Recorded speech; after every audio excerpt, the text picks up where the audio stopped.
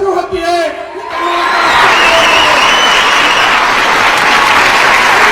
मनकेची त्या जीत है, मन की हारे हार, जो हरा बिन लढे उस पे है धिक्कार। गेली 25 वर्षे अव्याहतपणे हा धगधगता अंगार चालवणारा आपला नेता आहे। अरे नेत्याची दखल दिल्लीचाही तख्त हलवतो म्हणून ज्यांनी घेतली त्या दिल्लीकरांना सुद्धा राजू शेट्टींचा हिस्सा काय असतो हे माहित आहे। आज भाषणाच्या मुद्द्यामध्ये कुठल्या मुद्द्याला हात घालू हा प्रश्न माझ्या समोर भावांनो उभा आहे। आज या ठिकाणी व्यासपीठावर मी बोलतोय पण 3 रुपये किलोने कांदा जातोय म्हणून आता शेतकरी बाप दिवाळी साजरा करू शकत नाही। हे दुःख तुमच्या समोर मांडू का आम्ही तर निवडणूक मध्ये निवडून येण्यासाठी तुम्हाला आश्वासनं दिली होती म्हणणाऱ्या त्या हरामखोर बाबासाहेब देशमुख सारख्या मंत्र्याला अरे का नाही आपण प्रश्न विचारला ही व्यथा तुमच्या समोर मांडू। अजितदादा म्हणतात पैशाचं सोंग करणं सोपं नाही। फडणवीसांना एका सर्वसामान्य शेतकऱ्यांना प्रश्न विचारला, फडणवीस साहेब तुम्ही म्हणला 7-12 कोरा करू का नाही केला कोरा? त्यावेळेस फडणवीस साहेब म्हणतात राजकारण करू नका। अरे आमच्यासारख्या सर्वसामान्यांच्या जीवावर तुम्ही राजकारण करता आणि एखाद्या शेतकऱ्यांना प्रश्न विचारल्यावर त्या शेतकऱ्याला तुम्ही विचारताय राजकारण करू नका म्हणून। आणि म्हणून फडणवीस साहेबांना मला या व्यासपीठावरून सांगायचं आहे अरे आता येऊ नये कुणाचं बी राज्य, फडणवीस साहेब होऊ नये कुणाची बी हवा।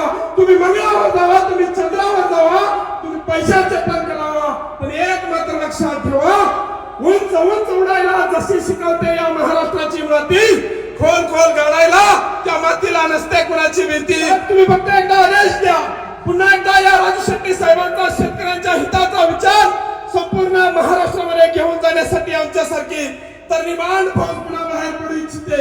गेली 25 वर्ष हे व्यासपीठ चालू आहे, अनेक नेते आले अनेक गेले, परंतु निसर्गाचा एक नियम आहे, पाण्यानं जर रंग बदलला तर ते पान मात्र गळून पुन्हा जमिनीवरच पडतंय।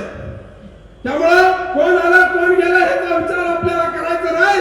आपल्या नेत्याच्या कर्तृत्वामध्ये दम आहे, आपल्या नेत्याच्या आंदोलनामध्ये हिंमत आहे, आपल्या नेत्याने उभा राहिला की हजारो डोळे त्या ठिकाणी उभे राहतात। अरे 25 वर्षापूर्वी कोल्हापूरकरांना, सांगलीकरांना, साताराकरांना काय अवस्था होती आपल्या भागाची। अरे भयानक होत्या, जीव कोंडून गेले, जो खडवा हात मानेवरती जगणे नशिबी आले, पालखीतून मिरवत होते ते विकले गेलेले, स्वाभिमान आणि क्षात्र तेज तर धुळीत मिळून गेले।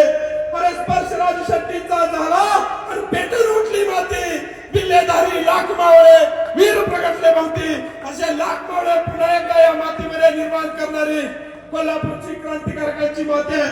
म्हणून आता कुठल्याही कार्यकर्त्याने खचून जायचं नाही।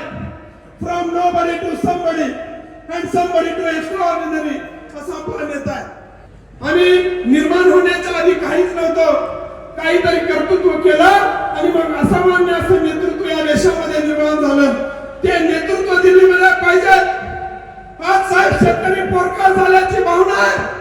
संसदेमध्ये राजू शेट्टी जोपर्यंत होते तेव्हा भूमी अधिग्रहण बिलाला हात लावायचे